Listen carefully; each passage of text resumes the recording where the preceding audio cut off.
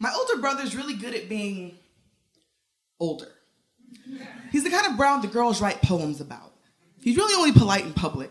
His outfit goes nowhere wrinkled. He likes his chicken and waffles on the same plate, but never in the same bite. And he always answers the phone. So I called my brother today, just because I could. And because he's still alive. This was my protest. This was how I fought the man for the man I love the most, told the government about itself. This is how I overcame my fear of voicemail. Each unanswered ring permission to panic. Where is he? Is he okay? Is he missing? Would we find him? Would there be a rope around his neck when we did? Would the flames leave nothing behind but bones that could belong to anyone? Would we speak of what he looked like with his hands up? About his name rolled off the tongue like a hashtag? Would you know his police record, but never his voice? I called my brother today. Just because I could. Because I'm still alive. No. This was the most noise I could make. Yesterday, I marched in the street. The passers-by were inconvenienced by the acknowledgement of the dead. Where you got to be so quick, you can't stop for a moment of silence. What have you done for 4.5 hours that was like watching no one come for your child's body? How civil a disobedience do you expect when black boys are buried and then put on trial? Yesterday, I held my fist in the air while the internet trolls asked why break the windows instead of why kill the black kid. Yesterday, I was an activist. Yesterday, I was a radical. Yesterday, I was ready to set this country on fire, auction block by auction block. Today, I am just a little sister. Today, there is no more fight left in me. Meanwhile, the streets are gagging on the flesh of the slaughtered. They do not chew with their mouths closed. There is nothing well-mannered about a buffet of black bodies. No hero behind a gunfire to keep the safe more safe. The police fear for their lives without reason. The top of the food chain has never been in danger, but I know for a fact that they might kill my brother today. Just because he's black. Come on. Because he's still alive. This is my most reasonable fear.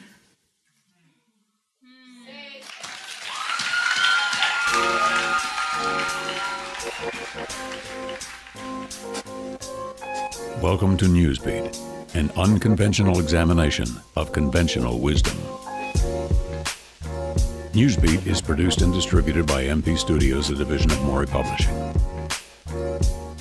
Newsbeat. Listen, learn. Hey everyone, this is Manny Faces, producer and host of Newsbeat, where we meld investigative journalism with music to challenge conventional wisdom and rectify widely held beliefs and narratives. We're brought to you once again by our sister company, Maury Creative, a New York-based inbound marketing and sales agency. You can visit them at maurycreative.com. I want to welcome you to this very special extended episode, which was really born out of our own observations watching the mass protests in Baltimore and Ferguson and other cities in recent years, and just trying to wrap our heads around the sources of the sheer power and raw emotional fury that culminates in such collective outrage. Why would people burn their local businesses, destroy their own community, you hear asked often? What political, emotional, and economic conditions must exist to ferment such ferocity? And how could we possibly begin to try and explain all of this to folks who are removed from these conditions, either by race or geographically or economically, and who maybe never understand this? How do we get them to care? Now, let me be blunt. Personally, in the case of Baltimore, where 25-year-old Freddie Gray was killed while in police custody, one thing's for damn sure. If a police officer kills my child, I'm gonna do more than just burn down the precinct. I'm gonna light the whole city on fire. That's me. So I can understand a little bit how these issues can cause such frustration and anger in the community. But a lot of these communities are also facing a tide of additional influences, social, economic, systemic. So On top of the incident that sparks such unrest, there's so much bubbling and smoldering underneath. It's really no wonder that a spark could create such turmoil. This is such an important and underreported aspect of this topic, so we took our time with this one. We let it breathe, with longer interviews from more sources, and also extended musical interludes from our artist in residence, hip-hop recording artist Silent Night, who recruited his entire band, the band called Fuse, to really give it all life. And of course, in our open, we brought you the words of the incredible Imani Cezanne, the 2016 Women of the World Poetry Slam champion. Through the episode, you'll hear from Larry Ham, a lifelong activist and chairman of the Newark-based nonprofit People's Organization for Progress. We don't call it a riot. We call it an uprising because it was a collective response to oppression. Dr. Cornel West, professor of the practice of public philosophy at Harvard University. So you just don't know when that's going to happen, but this is true all around the world. It's hard to know what the catalyst is. The deeper causes usually are cumulative. They're structural, they're institutional, they're economic, they're political, they're cultural. Rosa Clemente, an activist, lecturer, journalist, and former 2008 Green Party vice presidential candidate. The police have been this way since the founding of this country towards Black people. It's usually against police conduct that rebellions happen in our communities. And Elizabeth Nix, associate professor and chair of the Division of Legal, Ethical, and Historical Studies at the University of Baltimore. It's certainly contested as to what were the underlying issues that people were so angry about in 1968 and in 2015. And what they describe is a system of institutionalized inequality, racism, and oppression that has permeated the United States since its founding, and which is still obviously very much alive to this day. This is why we riot. As a kid who was 13 years old, I had no idea this was coming. I had no idea that the uprising, I wasn't politically conscious at that age, and I didn't come from a politically active family. My family were not activists. My father passed when I was 4 years old. My mother lived with her parents, I lived with them. We lived a regular life. I did live in what at that time was called the ghetto, then it became the inner city, now it's just Newark. By 1967, the community that I lived in was all Black. And it was that summer, I was across the street at my friend's house when we were having a little house party. And somebody ran upstairs and said Springfield Avenue was on fire. Newark, New Jersey became a city of race riots, violence, looting, and hate. For 5 days, it was a battleground and a looter's paradise. Colored citizens clashed with police, National Guardsmen, and state troopers. 24 people were killed and 1,200 injured. Nearly half the city was in the grip of terror. The Newark flare-ups sparked similar riots in other American centers, with hatred near danger point between white and black extremist groups. In Newark, there was an uneasy tension, punctuated by minor outbreaks of violence after 5 days of bloody fighting.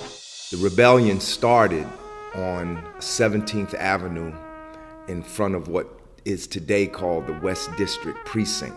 My house was roughly a mile as the crow flies. The police arrested a black cab driver named John Smith. They took him into the precinct. That precinct had a notorious reputation, people being beaten and killed in there. Initially, when Smith was arrested, and keep in mind that that precinct sat in the heart of a major housing project.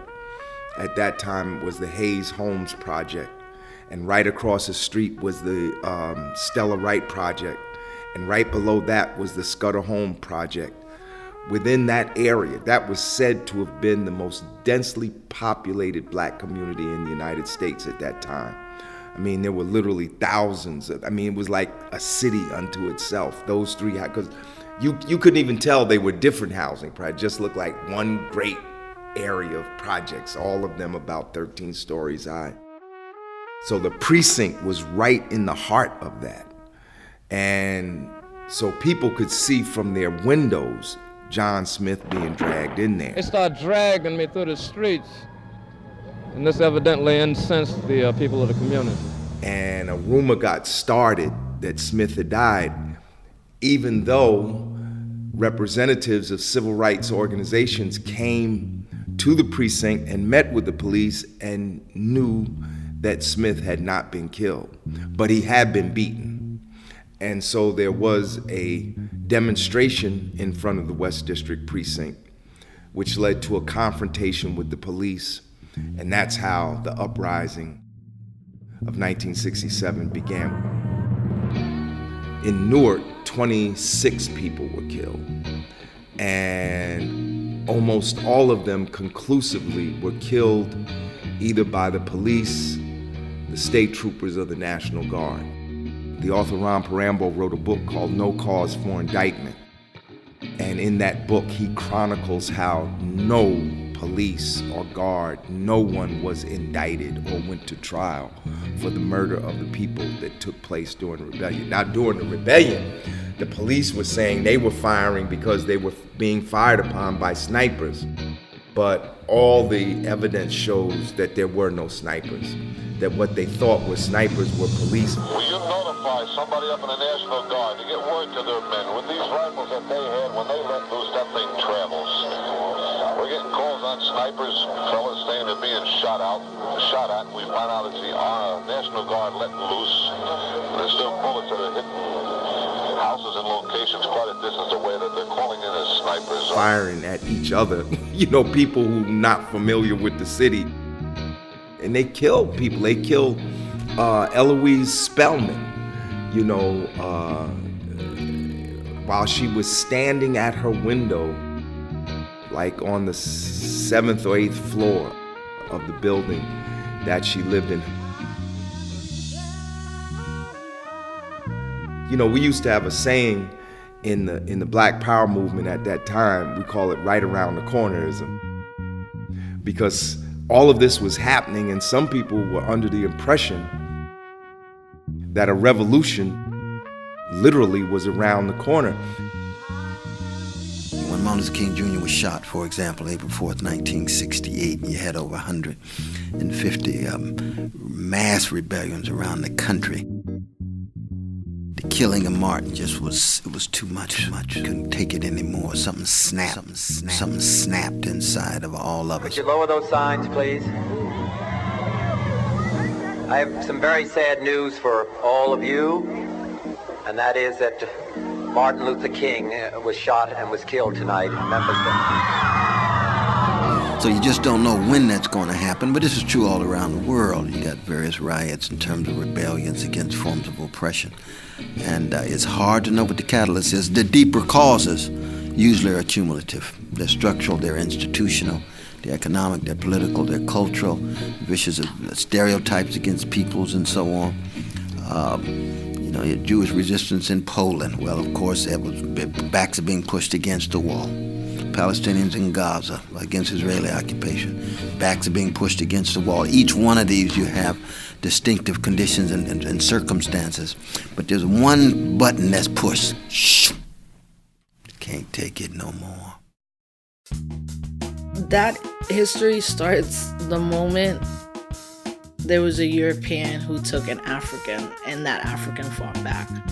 Our level of civil disobedience is nothing compared to what we used to do almost hundreds of years ago. Whether it was on the continent fighting back on the slave ship through the Middle Passage, through women throwing themselves off balconies and or committing fratricide so their children wouldn't have to face the horrors of being kidnapped, being enslaved. Like, the civil disobedience, the little bit that we see now, is an expression of people being fed up at one point, but it doesn't encapsulate the entire history of Black people resisting not oppression, but the system of white supremacy and capitalism and patriarchy. I mean, we're always going to have civil disobedience. People are going to get tired and they're going to rise up. They're going to rebel. That's United States history, period. But the level of what we see in the streets right now is nothing compared to what we've seen in the past in the streets in America when it comes to how particularly African American people fight back. We begin this week with so much emotion and unrest all across the country after those devastating shootings. You see, some rallies, like this one in Minnesota, did turn violent over the weekend. dozens of officers injured. This healing is going to be hard. And we have so many striking images to show you. This encounter between a young woman and officers in riot gear in Baton Rouge. And last night, people asking for peace in Los Angeles, protesters joining hands, making a statement as the country mourns the loss of those lives in Louisiana and Minnesota, and of course, those 5 officers in Texas. Say her name. Say his name. Say their name. Say our name. Why? They say my name wrong in their roll call. They think I should be happy to say it at all. They say I'm only trouble with my road dogs. Most of the time they only say it behind closed doors. They go to neighborhood I can't afford. The same me, my 2 sisters and my dad was born. Replaced the family store with a fancy mall. Now it's $5.54 a can of corn. Got pulled over again. 3rd time this month, it's like a trend. Gave me the 3rd degree before they fled. Then try to have banter with my white friend. I take the train and get stopped and frisked.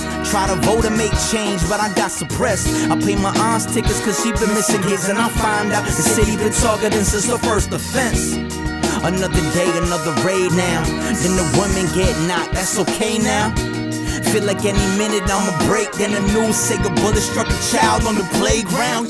A lot of people after the uprising of 2015 looked to history and wanted to know more about the history of Baltimore to figure out how they could make changes that would have lasting impact. And so 50 years from now, we wouldn't be looking back and say, well, we should have made some changes in 2015, and then we wouldn't be in another situation of unrest.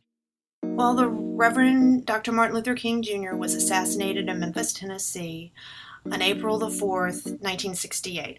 In Baltimore, things were pretty quiet until Saturday night, April the 6th. And that is when things really started to heat up in Baltimore City. At around 6 p.m. this evening, groups of teenagers began breaking windows in a small area in East Baltimore. Several fires were started. For the most part, the destruction and disorder in our streets has followed this pattern. However, it has spread, and it has become worse. These acts make no sense and serve no purpose except to bring further grief, further hardship, and further disorder to the people of Baltimore. We had fires set in different parts of the town. Eventually, there would be fires and looting in about 15 different business districts all across the city. In Baltimore City, we had damages of $12 million, second only to DC. 6 people were killed in the unrest in 1968. We have taken the following steps to restore law and order in our state. And you may be sure that the situation is under control and under constant vigilance of state and local authorities. We have proclaimed a state of emergency in Baltimore City and Baltimore County. Every available unit of the Maryland National Guard has been fully mobilized and deployed within the city. In addition, at 6:11 this evening, I requested federal reinforcement to further secure the city. Attorney General Ramsey Clark agreed to immediately dispatch the troops. They should now be taking positions in the critical areas. There were 1,000 businesses affected here in Baltimore, according to insurance records, and 5,512 people were arrested, mostly for breaking curfew. In Baltimore, mostly the events lasted between April 6th and April 9th. While today we are pressed to confront force with force, put down violence, and douse fires, the lessons of these past hours have not been lost on any of us. We know now, as never before, how vital is the law to our liberty. We know now, as never before, that violence is no friend to freedom, and that the mob is no ally of civil rights. It's certainly contested as to what were the underlying issues that people were so angry about in 1968 and in 2015. Of course, 2015, the predominant issue was police brutality And that was not the issue in 1968. In fact, Baltimore was a model and was featured in a Reader's Digest article and published in March 1968 that was talking about community policing that they had put in place, that they were trying to not arrest people, but actually work with people in neighborhoods. They had a major who was black in the police force at that point. So that was something that they were really working on in 1968, and that wasn't a trigger for the unrest. But people look back and say, of course, everyone realized that neighborhoods that had experienced disinvestment were getting very frustrated because you had the Great Society, Lyndon B. Johnson's efforts to put more money into the inner city, to open up housing opportunities, to make it so that people wouldn't be restricted in racially segregated neighborhoods as they had been. The Great Society rests on abundance and liberty for all. It demands an end to poverty and racial injustice, to which we're totally committed in our time. But that change was slow in coming, and so a lot of people think that there was a loss of hope. Peter Levy in our book writes about Dr. King talking about what's happening in the other America. And he says, Dr. King says, one America is invested with enrapturing beauty. In it we can find many things that we can think about in noble terms. In this America, little boys and little girls grow up in the sunlight of opportunity. In this America, millions of people experience every day the opportunity of having life, liberty, and the pursuit of happiness in all of their dimensions. And in this America, millions of young people grow up in the sunlight of opportunity. But tragically and unfortunately, there is another America. This other America has a daily ugliness about it that constantly transforms the buoyancy of hope into the fatigue of despair. In this America, millions of work-starved men walk the streets daily in search for jobs that do not exist. In this America, millions of people find themselves living in rat-infested, vermin-filled slums. In this America, people are poor by the millions, and they find themselves perishing on a lonely island of poverty in the midst of a vast ocean of material prosperity. Baltimore, unfortunately, was a pioneer in some of the government policies that created segregated neighborhoods, not just here, but where they were a model for cities all across the nation. One of the most shameful things that Baltimore City Council did in 1910 was to pass an ordinance that divided the city into white blocks and black blocks. If you were going to move onto a block, you had to determine the percentage of people of your race that lived on that block. And you couldn't move onto the block if you were going to make the racial balance change, like you were going to make it 51% instead of 49% of what your race was. So that was legally enforceable in Baltimore between 1910 and 1917. And other cities took that same practice until it was said by the Supreme Court that it was unconstitutional. Once those kinds of ideas get in place, that there are certain places, certain blocks, certain developments that black people live and certain developments that white people live, that was very hard to break. Thankfully, now, of course, those kinds of practices are illegal, but we still see the remnants of that. I think understanding that policy put that in place, policy changed to make it illegal, but policy set the roots of that segregation that still exists in our city, makes people understand that policy can undo some of these things too. Early morning, April 12, 2015. Baltimore man Freddie Gray is arrested after a police foot pursuit. Shown here on cell phone video, Gray is in handcuffs as police escort him into the back of a police van. The answer to what kills Gray lies in what happens next. Absolutely, there were underlying social issues that made people take to the streets in 2015. I was sitting in my office and I started to hear rumors from people that there was going to be unrest on the day that Freddie Gray's funeral took place, and the family had asked there not to be demonstrations even in that day, but there were rumors flying that something big was going to happen. And I went and picked up my son at high school. We drove home right past Mondawmin Mall, which is where the unrest started. And if you're unfamiliar with Baltimore's bus system, students in Baltimore don't have city buses unless they're special education students. They take the public bus. And Mondawmin Mall is a bus terminal where 5,000 students come into Mondawmin and then spread out to different schools. So they were, at the end of the day, 5,000 students were going to come into Mondawmin. And because of these rumors of unrest, the city shut down the bus system. They stopped the buses from running from Mondawmin Mall.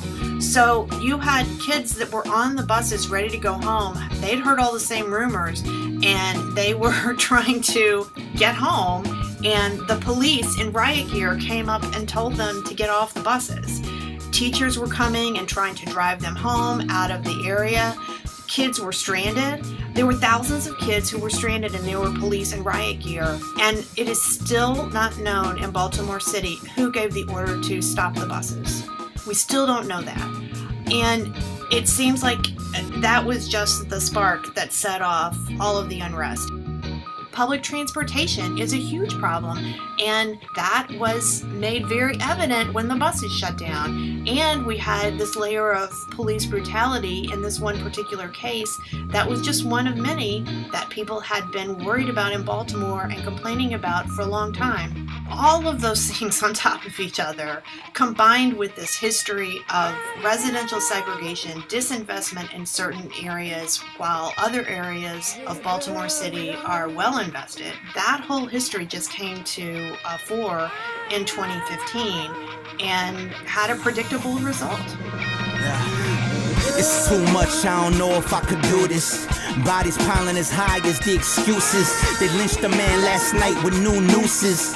Past the panic zone, you ain't know it's ruthless. They shooting first, if we looting this cause they owe us 40 acres of pipe dream, they sold us. The old leaders either locked dead or doped up, or sold us out for some camera time. Or fuck around, get a close up. I ain't never scared, that's bone crush. Turn the pink to a cold cut. Turn this into something global, they tuning in, we showing up. Got new weapons too, blood, sweat, love, and the truth. Call us thugs on the news, but we know what's up. The people ain't fooled like you think. Got about the clink, now we on the brink. Round the corner for some real shit popping off. That's the type of thing you can't predict it. It's not vindictive, it's not specific, or is it? It's been building up to this minute, now it's on. We don't call it a riot. We call it an uprising because it was a collective response to oppression. One of the things that people need to keep in mind, and one of the reasons we call it a rebellion, is because this was happening all over the country. Many people don't know that between 1960 and 1972, there were more than 1,000 recorded urban civil disturbances or riots in the United States. In naming it that, you bring yourself closer to the reality that brought it into being. In calling it a rebellion. See, if it's a riot, people think of riots like after the basketball game, college, after the soccer game, Europe. You know, they think of some trivial reason. Understandable excitement. Red Sox fans waited 18 years for a trip back to the World Series. Go to the World Series! Some fans took the celebration too far, causing mischief in the streets and damaging property. I also condemn, in the harshest words possible, the actions of the punks last night who turned our city's victory into an opportunity for violence and mindless destruction. You know, but when you say rebellion, everybody knows that when you say rebellion, you're talking about something civic, something social, something really serious happened. when you say rebellion. The shooting of 18-year-old Michael Brown has opened a wound in the community. The violence, which erupted in the anger following a candlelight vigil, has taken place in Ferguson, a suburban St. Louis. Because most people, at some point in their own histories, you know, if you're Irish, you know about the Irish Rebellion. You know, if you're American, you know about American Revolution. It's only when you come to black people that the idea of people using force to change or to address their situation becomes taboo. Last night, again, in suburban St. Louis, the scene that photographers captured looked like a police state, using the same tactical get-up and the same weaponry we've come to expect in urban warfare in Iraq and Afghanistan. Police in Ferguson, Missouri, once again had to put down and head off violence in the streets, following the shooting days ago of a young, unarmed black man who was supposed to head off to college this week. Now, in the American Revolution, all kind of force was used. People don't talk about human rights when they tarred and feathered Tories up there in West Orange here in New Jersey. You know, people don't call the Boston Tea Party a riot. That was a riot, you know. They dressed up like somebody else and went and destroyed the property, threw the tea overboard. But when black people, oh no, black people cannot bear arms. Look, when Frederick Douglass and Harriet Tubman and Thaddeus Stevens went to Abraham Lincoln and told him that he needed to put arms in the hands of the people who had the biggest vested interest in winning this Civil War, he winced. Because what's the immediate thought? Well, we put guns in their hands, they're gonna get revenge for what we did to them for the past 200 years.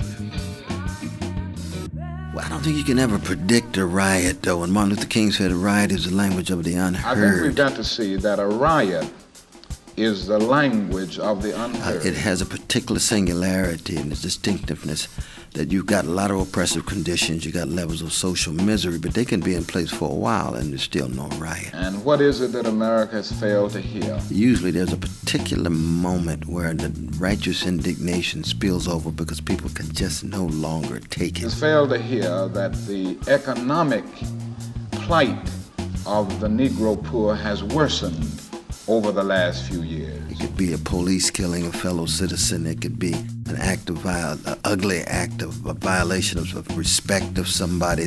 It's got to be something that's deeply psychic and it touches the spirit of a people. They reach the point where they actually engage in rebellion. How many summers like this one do you imagine that we can expect? Well, I would say this, we don't have long. The mood of the Negro community now is one of urgency, one of saying that we aren't going to wait, that we've got to have our freedom.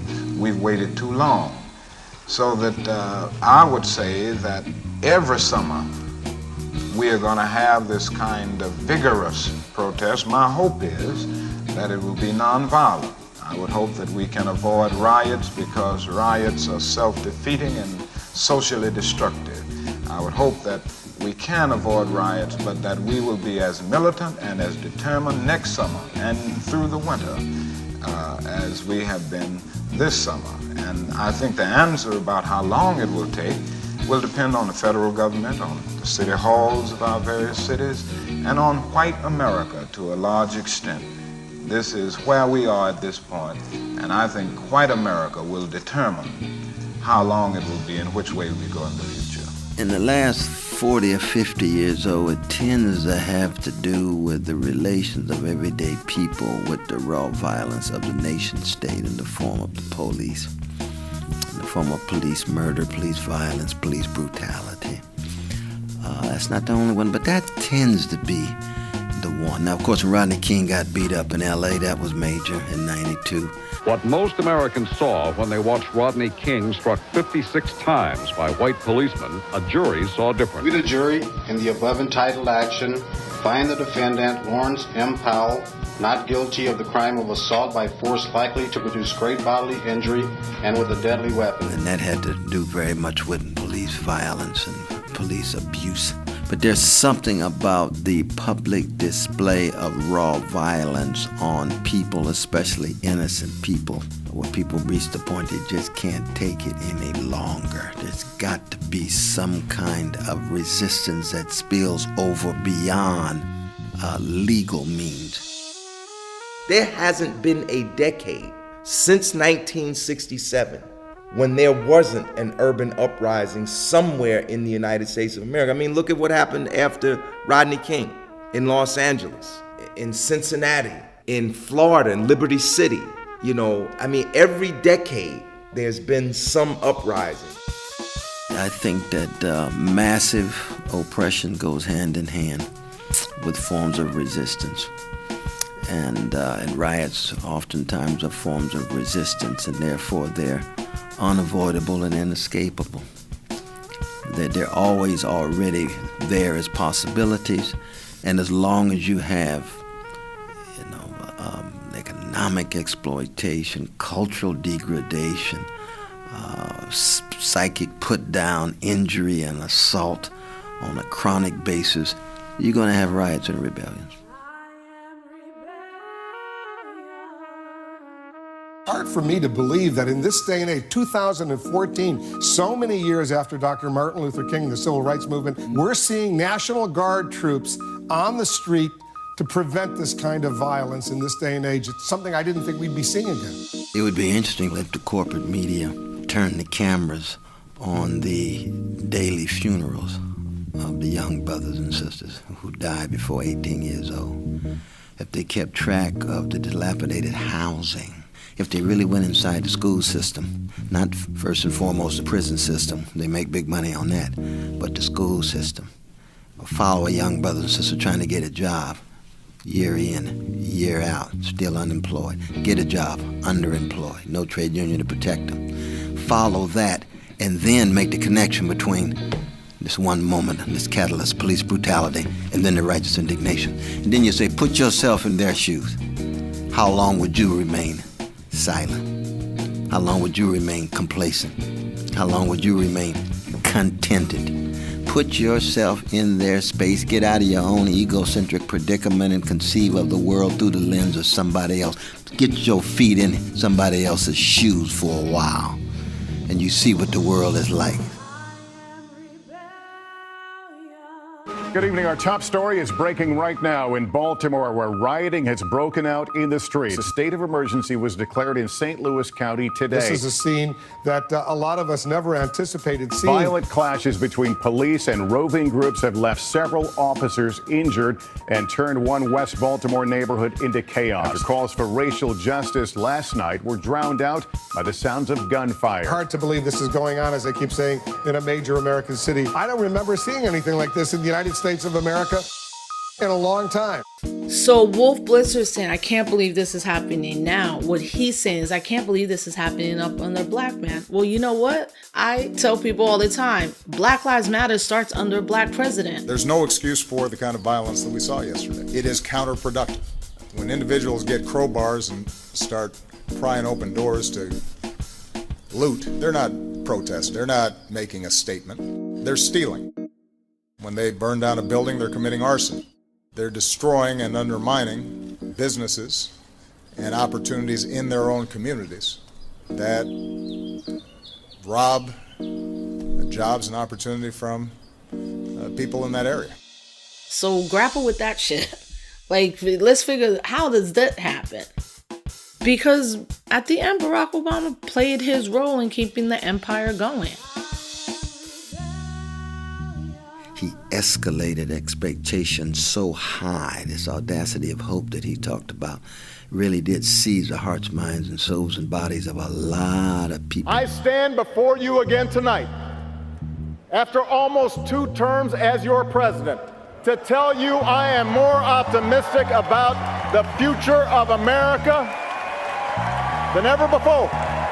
And once you have rising expectations shattered, Black Lives Matter under Black president says it all. That's indictment. It's indictment. You've got a Black president, Black attorney general, Black head of Homeland Security, and Black folk voted and supported all 3 of them, but the police still killing young Black youth week in and week out, and you can't stop it other than some investigation that takes a year and so forth. So you say, oh, I see, this must be systemic. This is not a question of just another brilliant black face in a high imperial place. This is a systems problem. It's got to do with plutocrats, military-industrial complex. It's got to do with how white supremacy is used and deployed to hide and conceal grotesque wealth inequality and domination of workers at the workplace, and the homophobia and transphobia as ways of targeting the vulnerable and the poor and the politically weak in order to distract persons from dealing with some of the real sources of social misery in the world. And, Obama's neoliberal policies just ran out of gas. I think there was an assumption that if a black man was elected president, black people would be good. But Barack Obama is also a person who helps and has helped perpetuate white supremacy and militarism. There's no indicator, no statistic that anyone could pull up that shows a marked material resource improvement for black people in this country, for poor people in this country. That includes black people, but poor whites, poor everybody else. Nothing materially changed. Things got worse, right? He represents the Democratic Party and the platform. He does not represent black liberation and freedom, or what that looks like. So that's what Wolf Blitzer was saying. I can't believe under a black president that we could be seeing rebellions, right? But, the police have been this way since the founding of this country towards black people. It's usually against police conduct that rebellions happen in our communities. So this is the situation that we're faced with today, and this is why these struggles continue to come up. It was police brutality that triggered the rebellion of 1967. Colin Kaepernick takes a knee in protest of police brutality, because police brutality continues to this day. Michael Brown is killed 2 years ago. In the 2 years since Michael Brown was killed, the police have killed 2,500 people in the United States. In 2015, 1,136 people. In this year, 2017, so far, 736 people. On average, 1,000 people a year are killed by the police in the United States. In 1 year, the police in the United States killed more people than the police in Great Britain killed in the 20th century. Since 1968, 148 or more black people are killed by the police every year in the United States. And this is why this thing keeps churning, why the issue won't go away. People we elected a black president, so that means we're like a post-racial nirvana now, right? Hello, Chicago! And obviously the events of the time show us that we're far away from that. Smashing everything that's in my radius. You got no choice but for attention to be paid to this. Ain't no permission slip like this is a parade and shit. Barriers we break and we ain't asking, no, we taking it. It's warfare. Of raw emotion in the flesh. Opening your chest if you're posing as a threat. Our grandparents fought for this country and they in debt. How many gon' be left when they turn the age to collect? Now I ain't waiting on the answer this time. Just cut the check. I stack, double T, it's sudden death. Said we ain't trying to hit a puck to a neck. This what happens when you treat a whole people like something less. Now, front line of the picket, but I ain't riding no fence. Done writing letters, we riding now. What's next? Who next? Who vexed? Who got the trauma but not the words? Who ready to converse in the language of the unheard? Front line of the picket, but I ain't riding no fence. Done writing letters, we riding now. What's next? Who next? Who vexed? Who got the trauma but not the words? Who ready to converse in the language of the unheard? Of course, when I looked at Baltimore after the death of Freddie Gray and Ferguson after the death of Michael Brown, of course, it brought back memories of what happened in 1967. My fellow Americans, we have endured a week such as no nation should live through, a time of violence and tragedy. People talk a lot today about terrorism, of course, and we talk about military occupations in other countries, but I can remember the first night I saw the Guard roll up 16th Avenue. Now, I was 13. I didn't know any difference between the National Guard and the Army. They all had on green uniforms, so they were all Army to me, right? From our second floor apartment, you could see them rolling up. You know, as a kid, I had seen all these war movies, but I had never seen a tank until July of 1967, because the Guard had half tracks. A half track is a small tank in which one man sits, but it has a big automatic cannon, not a rifle, but a cannon. And you see these half tracks coming up the street. You know, it's like, this is stuff you saw in the movies, but now it's happening in real life. You see these half tracks coming up, you see these military trucks and jeeps, trucks filled with men, jeeps filled with men with rifles, men with gun on their hips, with helmets and everything. And they actually set up a little checkpoint for a couple of days right in our intersection. When the state of emergency was declared and the martial law went into effect, we couldn't leave the house. So there were like several days we couldn't leave the house to go get food. I'm tonight appointing a special advisory commission on civil disorders. Governor Otto Kerner of Illinois has agreed to serve as chairman. Well, the Kerner Commission was pulled together by Lyndon Johnson. And the purpose of the Kerner Commission was to, in essence, tell the government why black people were so mad that they were rising up in the streets.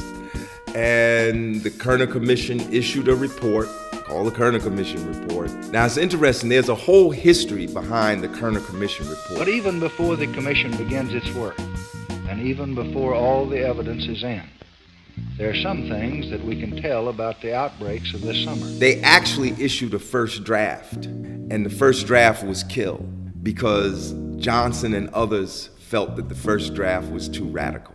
Now imagine that, a government report that the government kills because they think it was too radical. First, let there be no mistake about it.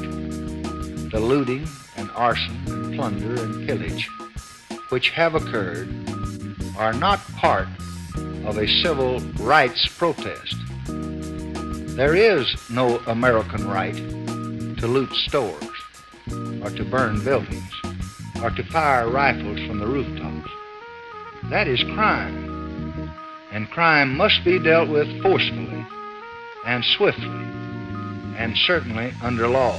So they toned down the Kerner Commission report and issued what became the official Kerner Commission report. And it said that America was moving toward two societies, one black and one white. This is our basic conclusion. Our nation is moving toward two societies, one black, one white, separate and unequal. That's the line that everybody remembers. To pursue our present course will involve the continuing polarization of the American community and ultimately the destruction of basic democratic values.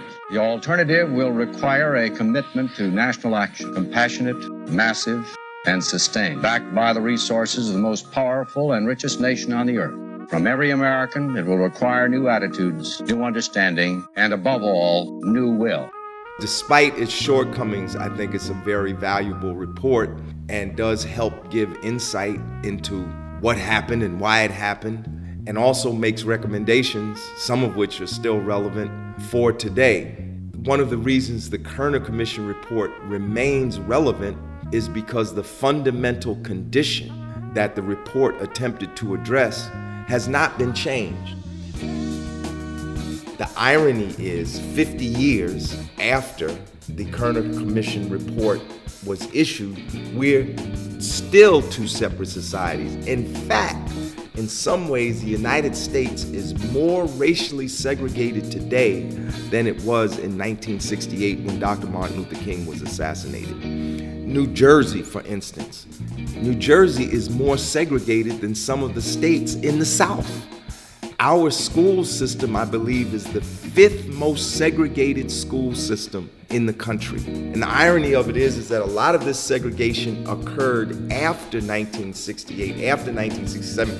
after the passage of the Civil Rights Act in 1964, the Voting Rights Act in 1965, all the other acts, we're actually more racially segregated. They start dragging me through the street. A riot is the language of the unheard. Martin Luther King was shot and was killed tonight in Memphis. My fellow Americans, we have endured a week such as no nation should live through, a time of violence and tragedy. Our nation is moving toward two societies, one black, one white, separate and unequal. What most Americans saw when they watched Rodney King struck 56 times by white police, a jury saw different. The shooting of 18-year-old Michael Brown has opened a wound in the community. The violence, which erupted in violent clashes between police and roving groups have left several officers in Baton Rouge. injured. And last night, people asking for peace in Los Angeles, protesters joining hands, making a statement as the country mourns a loss of a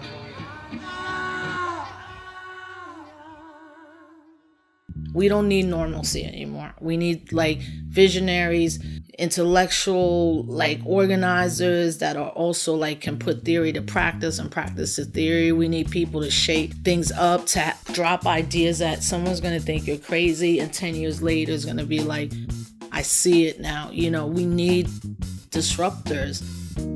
We don't just know people that now know how to be part of a movement that's almost a formula. It's like you can open up a book and be like step 1, 2, 3, 4, 5, 6, 7 to doing a protest. Well, nah, that's not how protests or rebellions are supposed to always happen. People rise up when they've exhausted every other form of redress.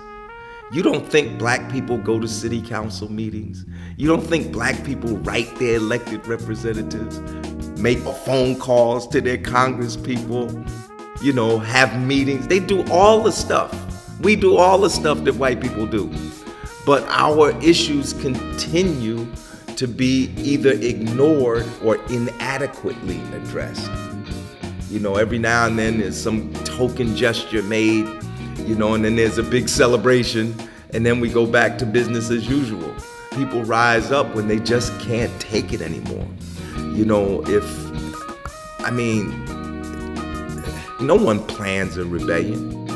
They're not planned. There's no group planning and executing these things. These things are spontaneous reactions to oppression, and they will continue to happen as long as people remain oppressed.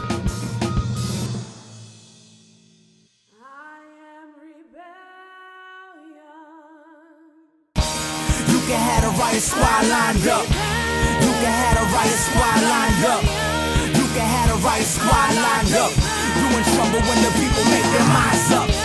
You can have a riot squad lined up. You can have a riot squad lined up. You can have a riot squad lined up. You in trouble when the people make their minds up. People power to the people of power. We reap with towers to the people in power. No justice, no peace, the street is ours. You ain't conceding the power. Black stealing the hour. Chaos, say on, prayers to freedom bound. But we unbound, somehow dumbfound. Think it's revenge. It's about justice. Someone rather not comprehend. It was burn loot, breaking curfew, rushing the gate. Your property ain't safe. Your property ain't safe. Where the moral is physical, that's different from a law. Cause they never seem to get to the cause. Live in fear like a real uprising is gonna occur and explode like a dream bird. Live in fear like a real uprising is gonna occur and explode like a dream bird. Live in fear like a real uprising is gonna occur and explode like a dream bird.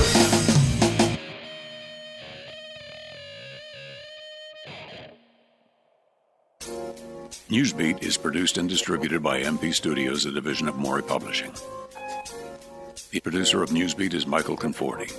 The editor-in-chief of Newsbeat is Christopher Tuwarski. The managing editor of Newsbeat is Rashad Meehan. The executive producer of Newsbeat is Jed Morey. Show notes are available on usnewsbeat.com. Subscribe today on iTunes, Google Play, or wherever you download your favorite podcasts.